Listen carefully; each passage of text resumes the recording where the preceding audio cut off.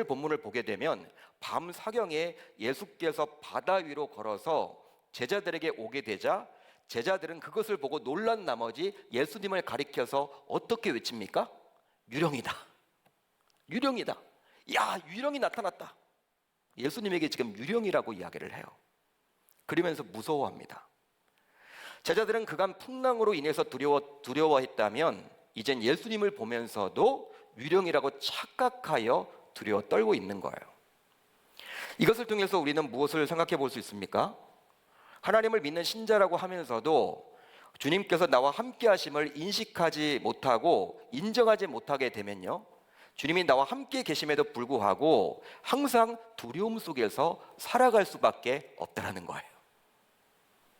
그러기에 하나님의 자녀인 우리들은 항상 내 안에 계시는 성령 하나님의 내주하심을 인식하고 인정할 수 있도록 영적으로 깨어 있어야만 하는 것이죠. 영적으로 깨어 있어야만 해요. 그러기 위해서 항상 말씀과 기도를 가까이 해야만 합니다. 여러분, 왜 교회에서는요, 또 목사님들은요, 그렇게 성도님들에게 말씀 생활, 기도 생활을 강조하는 것일까요? 영적으로 깨어있는 유일한 방법이 바로 말씀 생활과 기도 생활이기 때문이에요. 다른 방법은 없어요. 영적으로 깨어있기 위해서는요, 말씀과 기도를 놓쳐서는 안 된다는 거예요. 그것밖에 답이 없기 때문에 그걸 강조하고 있는 것이죠. 실제로 말씀 생활과 기도 생활을 꾸준히 하게 되고 지속적으로 하게 되면요, 항상 내 안에 계시는 성령 하나님을 느낄 수 있기에 어떤 고난과 위기를 만나게 되더라도 두려움 없이 살아갈 수 있어요. 평안이 있는 거예요. 염려, 걱정, 근심 대신에 평안하고 기쁨으로 살아갈 수 있는 거예요. 쉽게 말하면 영적으로 깨어있다면 예수님이 바다 위로 걸어오신 그 모습을 보고 감히 유령이라고 말할 수 있겠습니까? 그렇게 하지를 않았겠죠. 여러분, 그렇다면 제자들은 왜 당시 바다 위로 걸어오신 예수님을 보고 유령이라고 했을까요? 여러분, 제자들이 왜 예수님을 바라보고 유령이라고 했을까요? 물론 육안으로 볼 때에는 예수님이지만 예수님께서 자신들의 이성적인 상식으로는 불가능한 방식인 무엇? 바다 위로 걸어오셨기 때문에. 여러분, 바다 위로 사람이 걸을 수 있습니까? 불가능하잖아요.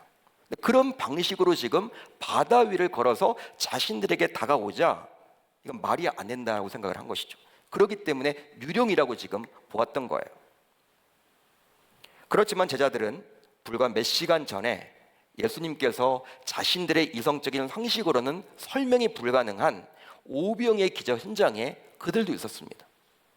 제자들 여러분 역시 예수님께서 오병이의 기적을 베풀을 때 그 현장에 있었단 말이에요. 여러분, 오병의 기적이요, 우리 이성적인 상식으로 가능한 일입니까? 여러분, 어떻게 생각을 하세요? 가능하지 않죠, 여러분. 그것도 불가능한 일이잖아. 그걸 이미 경험했어요. 심지어 예수님은 남자 장정만 5천 명을 먹이시는데 그냥 본인이 직접 이렇게 떼어주신 게 아니에요. 5천 명을 어떻게 떼어줍니까? 12제자를 통해서 떡을 나눠줘요. 그러니까 12제자의 여러분 손이 쓰임받게 된 거예요. 하나님에 의해서. 따라서 제자들은 이미 자신의 육안으로 예수님이 불가능을 가능케 하시는 분이라는 사실을 이미 경험했었습니다. 불과 몇 시간 전에. 그러나 불과 몇 시간이 지나지 않자 제자들은 바다 위로 걸어오신 예수님을 예수님으로 인정하지 못하고 유령이라고 착각했던 것이죠. 바로 그들 모두 영적으로 깨어있지 못했기 때문입니다. 그 제자들 모두 영적으로 깨어있지 못했던 거예요.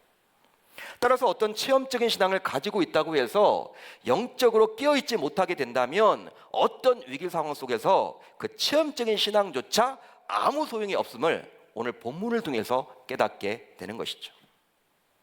여러분, 왜 우리가 항상 영적으로 깨어있음, 이게 중요합니까?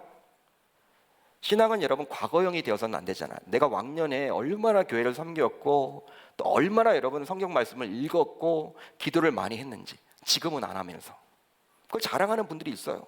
왕년에. 목사가 가장 싫어한 말이 말이에요. 왕년에 뭘 했다. 현재는 안 해. 현재가 중요한 거예요. 아무리 여러분 과거에 체험적인 신앙을 가지고 있다고 해도 현재 영적으로 깨어있지 않으면요, 그 아무 소용이 없다라는 거예요. 여러분, 오병의 사건을 경험했잖아요. 영적으로 깨어있지 못하자 여러분 믿지 못하는 거야, 예수님을. 유령이라고 지금 이상한 이야기는 하고 있는 것이죠. 그러기에 우리 신자들은 아무리 바쁜 일상을 살고 있더라도 항상 영적으로 깨어 있어야만 할 줄 믿습니다. 이렇게 제자들이 유령이라고 소리치며 무서워하고 있는 상황 속에서 예수님은 그들에게 다음과 같이 말씀을 하세요. 예수님의 말씀이에요. 안심하라, 나니 두려워하지 말라. 안심하라, 나니 두려워하지 말라. 이제 이런 주님의 말씀에 대해 제자들 가운데 유독 베드로만이 반응을 보이는데요. 베드로만이 반응을 보여요. 여러분 오늘 말씀을 자세히 보세요. 자세히 읽어보시면 다른 제자들 모두 주님의 말씀을 동일하게 들었음에도 불구하고 그들은 반응하지 않지만 유독 베드로는 반응을 합니다. 베드로는 주님께 자신도 무리를 건널 수 있도록 요청을 하게 되었고, 결과적으로 우리 모두가 잘 아는 사실이지만 베드로는 무리를 건너게 되었습니다. 할렐루야, 할렐루야. 무리를 건너게 되었잖아요. 유독 반응했던 베드로만이 무리를 건너게 되었다라는 거예요. 한마디로 우리 인간이 유성으로는 불가능한 일을 직접 경험케 된 것이죠.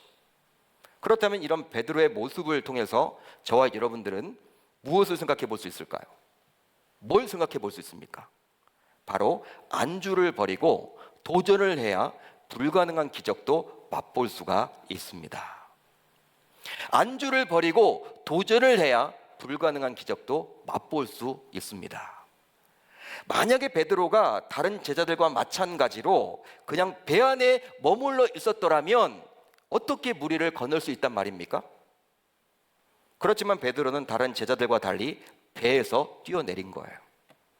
배에서 뛰어내렸어요. 즉 안주하지 않고 일종의 도전을 한 것이죠. 그러게 베드로는 남들이 경험해보지 못한, 다른 제자들은 무리를 걷지 못했어, 그런 경험을 가지고 있지 않지만 베드로는 도전을 했기 때문에, 배에서 뛰어내렸기 때문에 무리를 걷는 그런 기적을 맛보았다는 사실입니다. 그렇다면 어떻게 우리는 이제 도전을 해야만 할까요? 여러분 도전하는데 어떻게 우리는 도전을 해야만 할까요? 우선 도전을 하되 주님의 뜻을 먼저 구해야만 합니다. 한번 따라합니다. 도전을 하되 주님의 뜻을 먼저 구해야만 합니다. 오늘 보면 28절을 같이 봅니다. 28절 시작. 주여 만일 주님이시거든 나를 명하사 물 위로 오라 하소서 하니. 아멘. 베드로는 예수님을 보자마자 아무 생각 없이 배에서 뛰어내린 게 아니에요. 말씀을 잘 보세요. 우리가 이 본문을 여러분 놓치기 쉬운 것은 베드로는 다른 제자들과는 달리 성격이 급해가지고 예수님이 보이자 그냥 무리를 뛰어내렸다, 이렇게 여러분 착각할 수가 있는데 성경은 그렇게 말하고 있지 않습니다. 오히려 다른 때보다도 더욱더 침착하게 우리 주님께 묻고 있어요. 어떤 식으로 물어요? 나를 명하사 물 위로 오라 하소서. 이런 물음에 주님께서는 이제 다음과 같이 대답을 하시죠. 오라,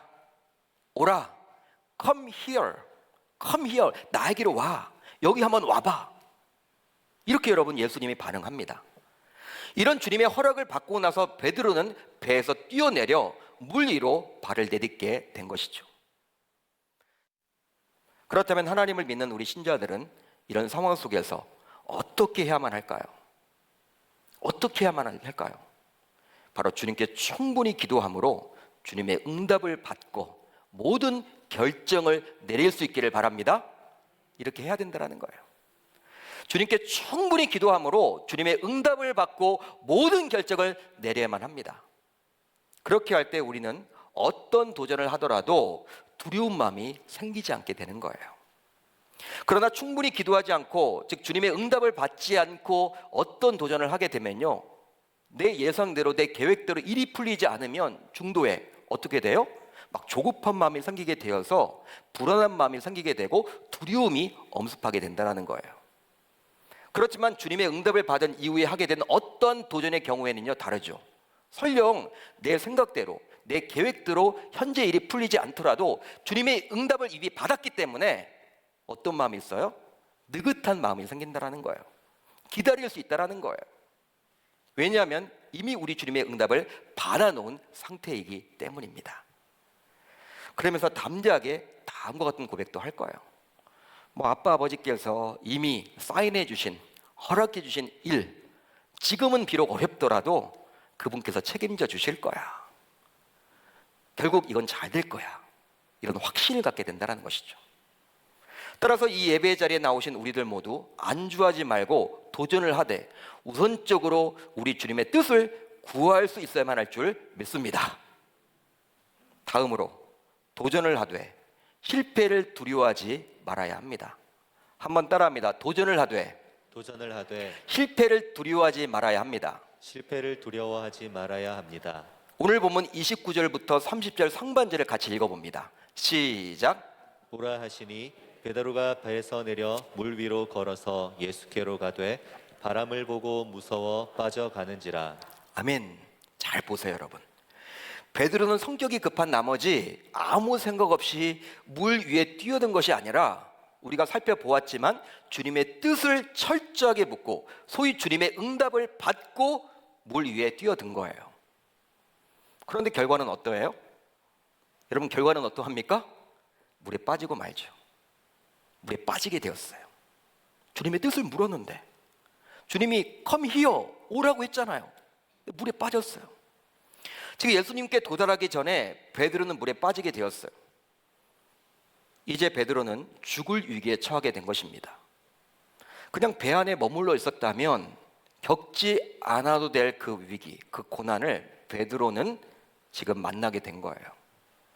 마찬가지로 우리 신자들의 경우 하나님의 말씀을 붙들고 기도하여 응답을 받았음에도 불구하고 실제로 일이 잘 풀리지 않은 경우도 있습니다. 기도해서 이 사업을 시작했는데 응답을 받고 시작했는데 일이 잘 풀리지 않아. 목사님을 모시고 개업 예배까지 드렸는데 왜 이렇게 일이 풀리지 않아? 축복을 받았는데. 또 심지어 자녀를 위해서 매일 빠지지 않고 새벽마다 나와 기도했지만 자녀가 더 엇나가는 경우가 있어요. 기도했는데 그럴 때면요, 막 기도하기 싫죠.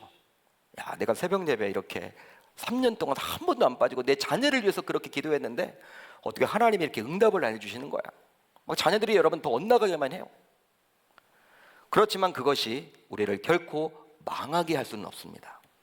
왜냐하면 그것은 끝이 아니기 때문에, 그것이 끝이 아니기 때문에 그리 하는 거예요. 오늘 말씀을 보세요.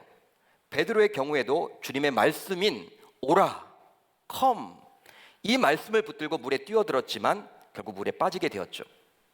그러나 그것이 베드로를 결코 망하게 하지는 않았습니다. 물에 빠졌기에 이제 베드로는 끝이다, 이제 끝난 인생이다, 이제 종쳤다. 배에 타 있던 많은 제자들은 그렇게 이야기를 했을 거예요. 그렇게 생각했을 거예요. 그렇지만 결국 베드로는 주님께서 친히 일으켜 세워주시는 그 세밀한 은혜를 경험하게 된 것이죠. 주님의 손을 만지게 되었잖아요. 주님의 여러분 따뜻한 그 손, 주님이 구해주시는 그 손을 잡아봤잖아요. 그 은혜를 경험하게 된 거예요. 그뿐만이 아닙니다. 또 베드로는 물에 빠지게 되면서 이제 놀랍게도 믿음의 성장이 일어나게 돼요. 여러분, 어떤 성장이 일어났다고요? 믿음의 성장. 바로 주님이 누구인지 정확하게 자신의 입술로 이제 고백을 하게 됩니다. 처음에 베드로 자신도 아마 반신반의했던 것 같아요. 반절은 믿고 반절은 의심했던 것 같아요. 그런 나머지 예수님께 다음과 같이 요청을 하죠. 처음에 주여, 만일 주님이시거든. 여러분, 만일이란 단어 가정법입니다. 베드로가 지금 가정법을 사용하고 있다는 것은 베드로 자신이 바다 위로 걸어오시는 우리 주님을 반은 예수님처럼 보여지는데 반은 유령처럼 믿어지는, 아직까지 100% 믿지 못하는 주님으로, 그걸 여러분 보여주는 구절이라 할 수 있는 것이죠. 그렇지만 물에 빠지게 되면서 베드로는 이제 다음과 같이 주님께 요청하게 됩니다. 주여, 나를 구원하소서. 주여, 나를 구원하소서. 바다 위를 걸어오시는 그 예수님, 이제 그분이 누구라는 거예요? 주님이란 거예요. 물에 빠진 나를 구원할 수 있는 유일한 구세주라는 거예요. 이런 고백을 지금 베드로는 하게 되었습니다. 왜? 물에 빠져봤기 때문에. 한마디로 물에 빠지면서 베드로는 신앙의 진보가 일어나게 된 것이죠. 그러기에 오늘 말씀에 나오는 베드로의 모습을 보면서 우리들은 도전을 하되 실패를 결코 두려워해서는 아니 될 줄 믿습니다. 오히려 그런 실패를 통해서 믿음의 성장이 일어날 수 있어요. 여러분, 신앙의 진보가 일어날 수도 있고 또 주님께서 손을 뻗어서 베풀어 주시는 그 은혜를 맛볼 수도 있는 것입니다. 그렇기 때문에 도전을 하되 실패를 두려워하지 마세요. 마지막으로 도전을 하되 시선을 오직 주님께 고정해야만 합니다. 한번 따라합니다. 도전을 하되 시선을 오직 주님께 고정해야만 합니다. 오직 주님께 고정해야만 합니다. 오늘 보면 29절로 30절 상반절을 같이 봅니다. 시작. 베드로가 배에서 내려 물 위로 걸어서 예수께로 가되 바람을 보고 무서워 빠져가는지라. 아멘. 주님의 허락을 받고 물 위를 걷기 시작한 베드로, 정말 여러분 놀라운 일 아닙니까? 물 위를 걸었어요. 놀라운 일이죠. 세상에 이런 일이라는 프로그램이 있는데 거기 100번 나와도 될 그런 일이죠. 어떻게 사람이 물 위를 건나요? 만유 인력의 법칙이라는 과학의 원리로는 전혀 설명할 수 없는 불가능한 일을 베드로는 지금 체험하게 되었습니다. 그런 일을 지금 체험하게 된 거예요. 과학으로는 여러분 설명이 안 되는 그런 기적을 지금 맛보게 된 것이죠. 그런데 그런 베드로가 잠시 후에 주변에 부는 바람을 보게 되자 두려운 마음이 생기게 되었고 결과적으로 물속에 가라앉게 돼요. 여러분, 언어를 보게 되면 어떻게 쓰여져 있냐면 베드로가 바람을 봤어요. 불어오는 바람을 봤어요.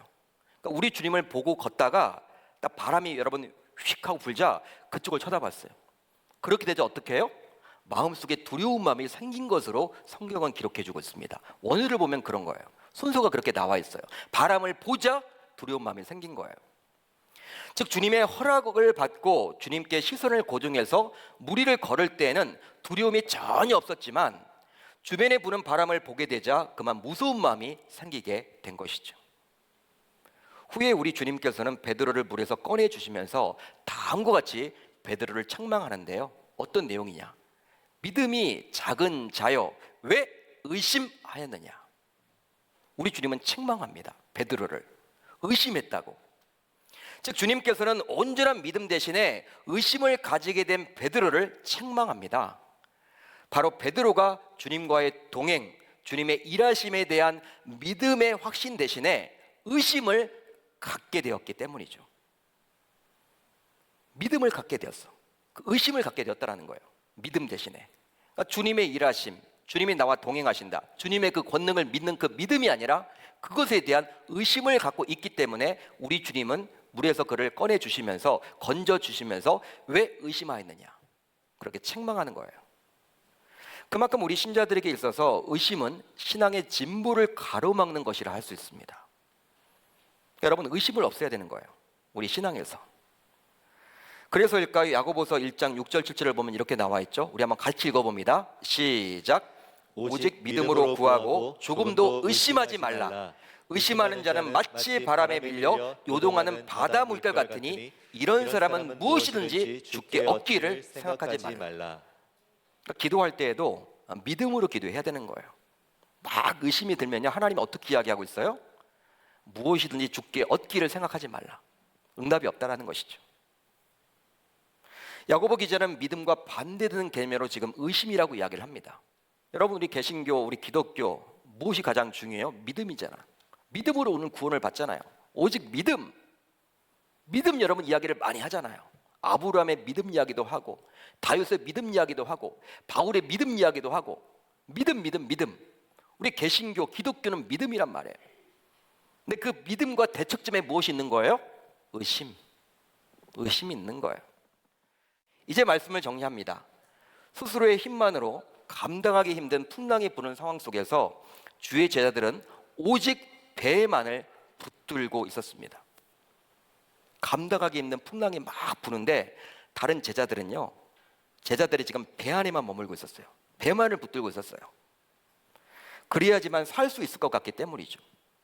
반면에 베드로는 어떻습니까? 이런 안주하는 삶을 버리고 배에서 뛰어내리게 돼요. 한마디로 도전하는 삶을 살아갑니다. 그러나 제자들이 붙들고 있었던 배 안, 그것이 여러분 굉장히 평안하고 안주되고 여러분 그것이 여러분 생명을 구할 수 있을 것처럼 느껴졌던 그 배 안에는요, 예수님이 계시지 않아요.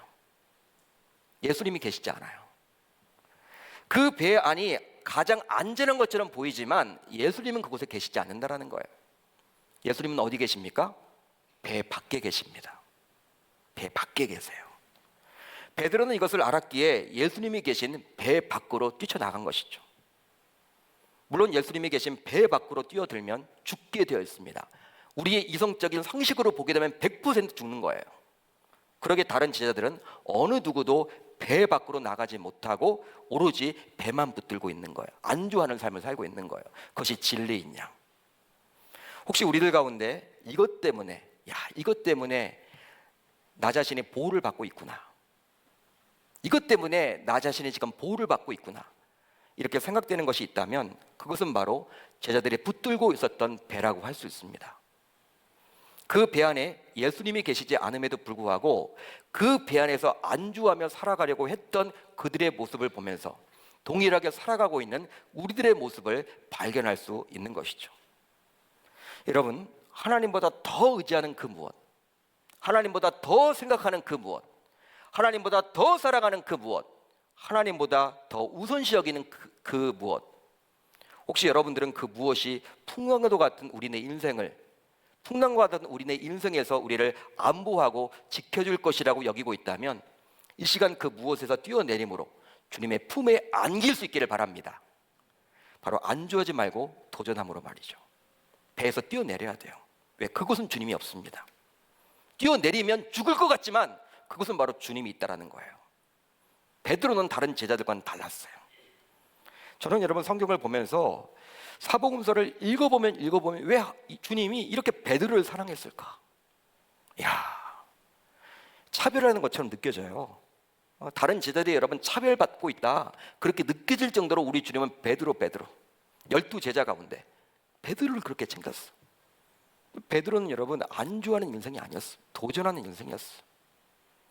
이렇게 살아감으로 주님의 일하심, 주님의 권능, 주님의 은혜, 주님의 그 구원을 맛보았던 베드로처럼 우리들 모두 인생에서 승리하며 살아갈 수 있기를 우리 주님의 이름으로 축복합니다.